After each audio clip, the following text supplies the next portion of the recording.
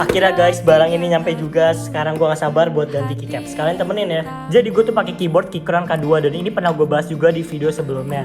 Dan sekarang gue tuh mau ganti keycapsnya jadi kayak gini. Gue suka banget sih sama looknya. Oh ya, ini nama keycapnya Retro K2 dan udah PBT, sedangkan yang sebelumnya tuh ABS. Dan ini gue belinya di Tokopedia, linknya udah gue taruh di bio. Oh ya, kalian juga butuhin ini, namanya keycaps puller. Dan ini gue udah dapat waktu beli Keychron K2 nya buat nyopotin bagian-bagiannya. Gue pasang satu-satu biar gak kacak. Dan ini kita rapin lagi. Seribu cara buat dirimu terlihat mempesona. Ini kelihatannya mungkin banyak makan waktu dan melelahkan, tapi sebenarnya seru.